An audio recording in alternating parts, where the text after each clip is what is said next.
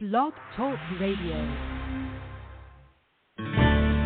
Welcome to Family Law Talk. Family Law Talk. Presented by Kirk Stange of Stange Law Firm, PC, with offices in the Midwest. Stange Law Firm is a family law firm. Now, here's your host, Kirk Stange. Welcome to Family Law Talk. We have an interesting topic today. The topic of today's episode is titled Importance of Discovery in Divorce and Family Law Litigation. And this episode is a follow-up, is based on an article on our blog, familylawheadquarters.com, and the date of that article is August 17th, 2022, and the title of that article is Why Discovery is Important in Divorce and Family Law Matters. So as a follow-up to the episode today, go on over and read the article on familylawheadquarters.com. It'll give you some more information about this topic. But let's go ahead and jump right in. Divorce and family law matters that do not settle outside of court or litigation. And really, a lot of divorce and family law matters out of the gates are not settled, right? Maybe the parties agree on some things, but they don't agree on other matters, and so they go down this litigation path. And truthfully, this is sort of a majority of divorce and family law cases, at least from what I see out of the gates, right? It's very rare that people come in and they have 100% of everything figured out. Now, in some cases, folks might agree on half of it. Sometimes folks agree on a quarter of it. Sometimes people come in at a divorce and family law case and almost agree on nothing, okay? And so when you get into these kinds of circumstances, you're really dealing with litigation, but it's divorce and family law litigation, which is sort of an offshoot of a civil case, if you will, except these cases are typically heard in front of a family court judge or maybe a commissioner or a magistrate, whatever it's called in your jurisdiction. Some jurisdictions allow juries for certain types of family law cases, but most do not. But regardless, these cases are litigation, and so the way to resolve them, if the case does not settle, is through a trial or an evidentiary hearing, and then that judge, that commissioner, that magistrate, whatever they're called in your jurisdiction, they have to make a decision or a judgment, if you will, after hearing all the evidence. And the evidence could be witness testimony. So witnesses come into court and they testify about what they've seen or heard that's relevant as to the case itself. In addition to witness testimony, there could be documentary evidence. And really, this could be lots of stuff. In divorce and family law litigation, it could be the tax returns, could be paycheck stubs, it could be daycare expenses, it could be emails that were written or text messages that were sent. It could be school records, could be medical records, could be police reports. I mean, the number of types of documentary evidence that might be out there are really almost endless. And in different cases, it could be really substantial. Okay, and so there's other types of evidence as well that can be important in divorce and family law litigation. It could be photos, so photographic evidence. It could be videos that were taken. It could be audio evidence as well. And so a lot of the stuff then comes into court at a trial or an evidentiary hearing, and this assumes that the documents, the evidence, or the witness testimony is admissible. And when you get into the admissibility of evidence, obviously this is really thorny and into the weeds in terms of the requirements, and this could vary based on the jurisdiction, can vary somewhat on the locality, maybe the judge, because judges have broad discretion in terms of what to let in and what not to let in. But long story short, the judge is going to hear evidence, and it could be witness testimony. They might see documentation, like this written evidence. They could see photos, videos, all these other things, and then they make they come to an opinion and they draft a judgment. Okay, but look, discovery is vital in divorce and family law litigation because you want to know what the other side has. You want to know what the other side intends to bring into court in terms of the witnesses, in terms of documentation, in terms of photos, videos, audio evidence. It could be they have certain expert witnesses that are coming in to testify. It could be a business valuator. It could be a real estate appraiser. It could be a psychologist. It could be some other kind of medical professional. It could be a vocational expert. I mean, again, the possibilities are pretty broad. But discovery is vital in divorce and family law litigation because what it allows a lawyer to do is figure out what the other side intends to bring into court in advance. That way they're not surprised by it at trial, and then they haven't had time to really consume it, digest it, think of ways maybe to contradict the evidence, maybe attack the evidence, maybe present their own evidence to contradict it or maybe rehabilitate their client or whatnot. So discovery is vital in divorce and family law cases, and really particularly in cases that are going to go to trial or an evidentiary hearing. To give you all one metaphor, if you're still sort of struggling with this concept, but look, if you played cards or you went to the casino and gambled, let's say, and you're playing cards, wouldn't it be a great thing to know what cards the other players had? If you knew the cards the other players had, that can guide whether you fold your hand, whether you hold your hand, whether you increase your bet, whether you lower your bet, whether you don't bet at all, okay? What discovery does in divorce and family law litigation, in a way, is it allows an attorney working for their client to figure out the cards the other side has. And this is so important in divorce and family law litigation because it does much of the same thing. When you see the cards the other side figuratively has, it might be a situation where the lawyer needs to advise their client, hey, maybe you want to think about settling. They have a good hand. This case doesn't look very good. It could be the opposite, where you do discovery in a case and you find out the other side doesn't have much anything. They don't have anything to back up their allegations. They don't have a good hand, in which case, you know, a lawyer might advise their client, look, unless we get X, Y, or Z settlement offer on favorable terms, then maybe we want to try this case because what they're offering, we can do better at trial in front of the judge with, okay? So discovery is vital in divorce and family law litigation. Now, having said that, lots of clients don't want to pay for it. You know, they would rather not spend the fees on it. And that makes sense in a lot of respects. And obviously clients need to be able to decide what they want to pay for and what they don't want to pay for. You know, what's worth it to them financially and what isn't worth it to them. And really, in lots of respects, some parties might have to decide what they can afford and not afford.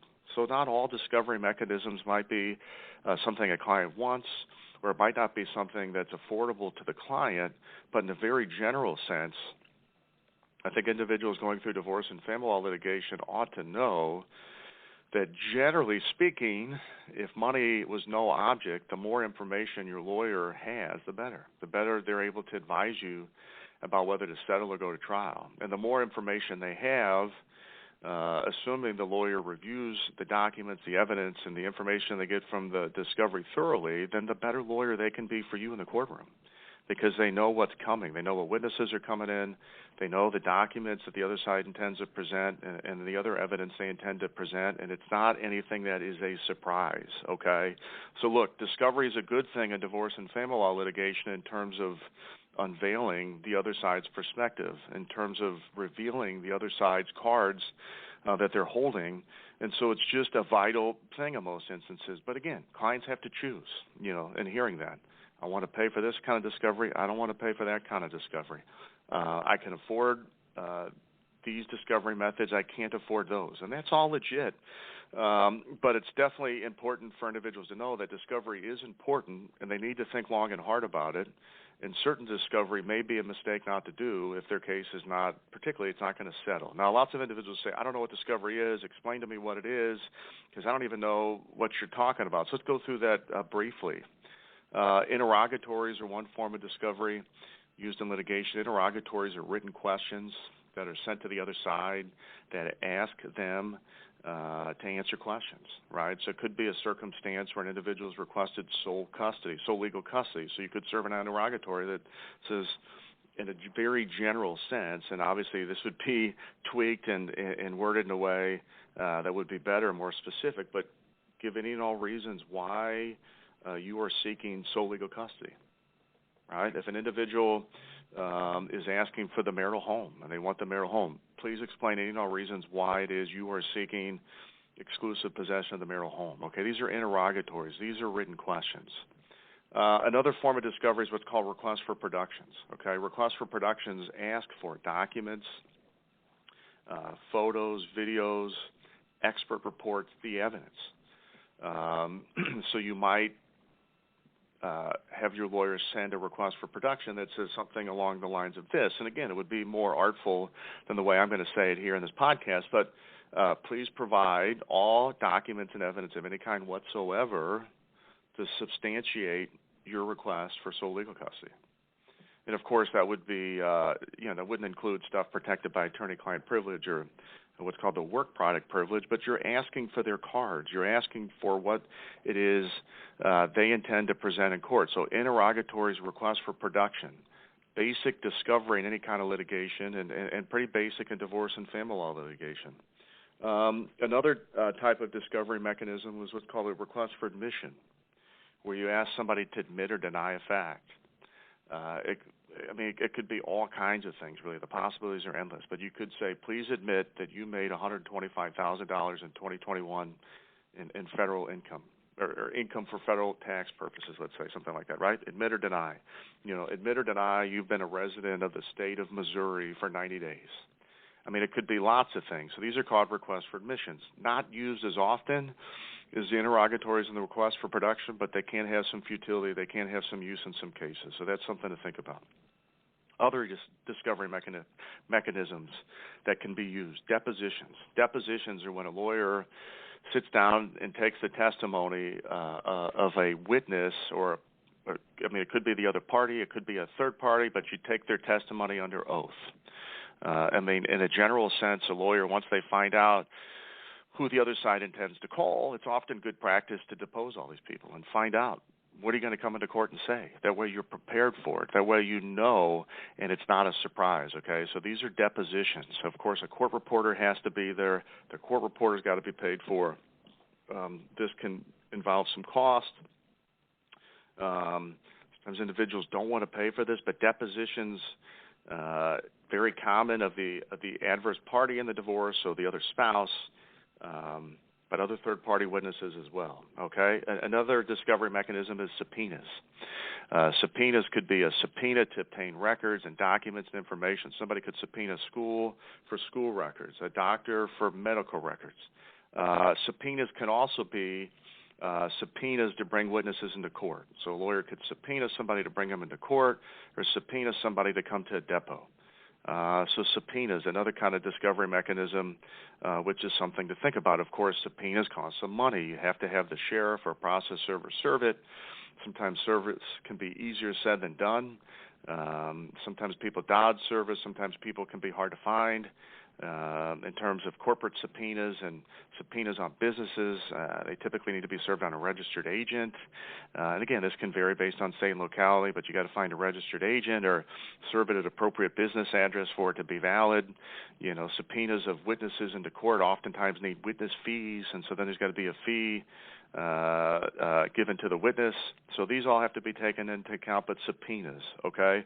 Another discovery mechanism. So again, gone through a few discovery mechanisms in a very broad sense: interrogatories, requests for production, requests for admissions, depositions, and then we've talked about subpoenas, okay? And again, these are 5 of the common ones. But look, sort of sum this up, it's not a good idea if you're going to be trying your divorce or family law matter in a very general sense to go in blindly. Typically, you want your lawyer to have done some amount of discovery to find out the other side's cards, decide, to figure out what they're going to bring into court in terms of witnesses, in terms of evidence. That way, your lawyer is prepared in terms of how to contradict that evidence, how to attack that evidence, and in terms of knowing what kind of evidence your lawyer needs to bring in on your behalf to make your case, okay? So discovery, important in divorce and family law matters. It does cost some money. Clients may choose to do certain discovery or not do other discovery, but it's important to know, it's important and to at least discuss it with your lawyer to make sure you're making an informed decision. All right, well, that concludes the episode today. As a follow-up, again, please go to familylawheadquarters.com. Check out the article titled Why Discovery is Important in Family Law Matters. Thank you very much, and we will see you next time. Thank you for listening to Family Law Talk with Kirk Stange. Visit StangeLawFirm.com for more about today's topic or to put Stange Law Firm to work for your family today. The choice of a lawyer is an important decision that should not be based solely upon advertisements. Neither the Supreme Court of Missouri or Illinois reviews or approves certifying organizations or specialist designations. The information you obtain on this podcast is not, nor is it intended to be legal advice. You should contact an attorney for advice regarding your individual situation. We invite you to contact us and welcome your calls, letters, and electronic mail. Contacting us does not create an attorney-client relationship. Please do not send any confidential information to us until such time as an attorney-client relationship has been established. And finally, past results afford no guarantee of future results, and every case is different and must be judged on its own merits. Kirk Stange is responsible for the content. Principal place of business, 120 South Central Avenue, Suite 450, Clayton, Missouri, 63105.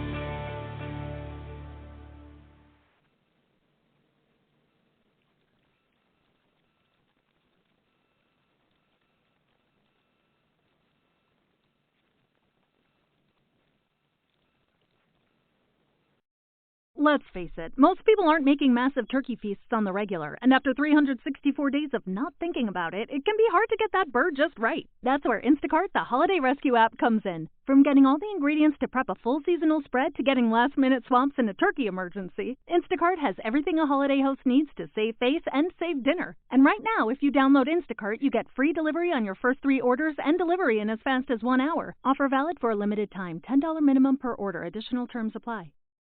The holidays start here at Baker's with a variety of options to celebrate traditions old and new. You could do a classic herb-roasted turkey or spice it up and make turkey tacos. Serve up a go-to shrimp cocktail or use Simple Truth wild-caught shrimp for your first Cajun risotto. Make creamy mac and cheese or a spinach artichoke fondue from our selection of Murray's cheese. No matter how you shop, Baker's has all the freshest ingredients to embrace all your holiday traditions. Baker's, fresh for everyone.